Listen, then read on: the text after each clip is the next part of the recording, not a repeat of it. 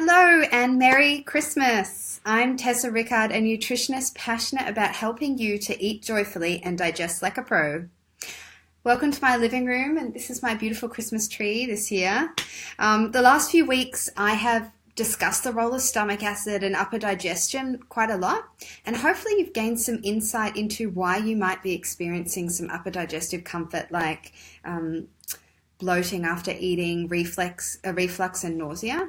So this information is super relevant to this time of year because what time of year do we eat this much and this much rich food? I think reflux rears its ugly head a lot at Christmas time. So I thought I'd just jump on for the last 3-minute blog for 2019 and share some tips to help you in the war against reflux this Christmas and this New Year and holiday season.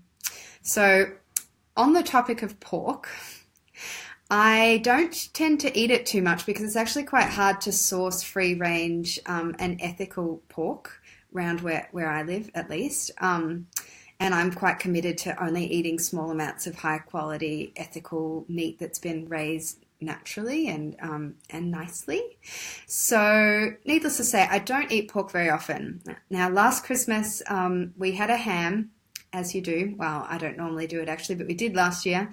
And I ate way too much. And I experienced the most horrendous acid reflux for the first time in my life. I was lying in bed. It was about 10 o'clock at night. And keep in mind that I'd had prawns, dessert, and plenty of wine and gin as well. And this acid just spilled up into my mouth so suddenly without any warning. And it actually completely burnt my throat and my esophagus. It was so painful, and it gave me a real appreciation for what some of my clients go through when they get acid reflux. So I basically ended up over the kitchen sink, sort of half vomiting and with acid reflux for nearly 45 minutes. And then I thought, oh, hang on, I know something about this. And I found some bicarb soda and put it in a teaspoon in a cup of water and drank that, and things settled down. But it was really uncomfortable, and it's not something I want to happen again. So I wanted to share some tips to help you guys and myself this Christmas as well. So it's just 3 tips. So number 1, you need to eat slowly, chew well, and eat really mindfully. So paying attention to your stomach, paying attention to your body and the signals that you're full, and stopping when you're full. And when you can just have, over Christmas we have a few meals throughout the day generally. So try and just spread it out. Take your time, chew really well, and you'll find that helps. The next one is don't absolutely gorge yourself on foods that you know are triggers. So the biggest triggers are things like really excessively sugary foods, high refined carbohydrate meals, things like really rich and fatty foods as well. Trying to think what else. Those sorts of deep fried foods are generally a really big no-no as well. I'm not saying don't eat them, but have them in modest amounts and balance them out with plenty of beautiful fresh salads and veggies, colourful veggies as well. Have lots of green on your plate, and it's going to help your body a lot more than if you had just a whole lot of meat and a potato, or a whole lot of meat and half a gingerbread house, for example. Alcohol is also a major trigger. So if you are a drinker, I would stick to a modest amount of really high quality wine. There is nothing worse than cheap champagne. Or if you like spirits, just a nice clean spirits like gin and vodka with soda and some citrus is usually pretty safe. And that goes for people that are on the FODMAP diet as well at Christmas time. Careful of the wine and the ciders and the beers because they will set you off.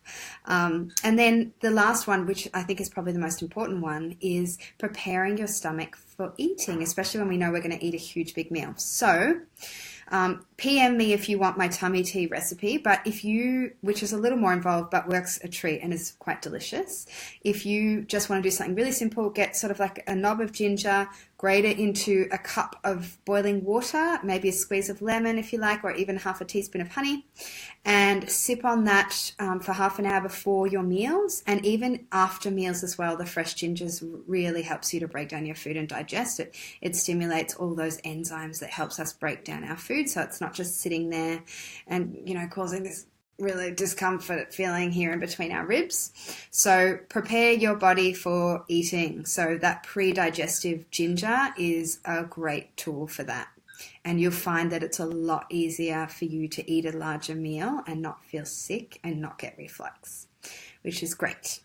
Most importantly, of course, enjoy your Christmas feast and your holiday period. Humans have always feasted together to celebrate. It's a really special, life-giving ritual that we enjoy together. So don't allow food anxiety or guilt to ruin it for you. Enjoy it. Just go with the flow. I think mirth is a great word. I love it. It's a really old-fashioned word that we use to describe Christmas often, and it basically means gladness, gaiety, or amusement, and usually expressed through laughter.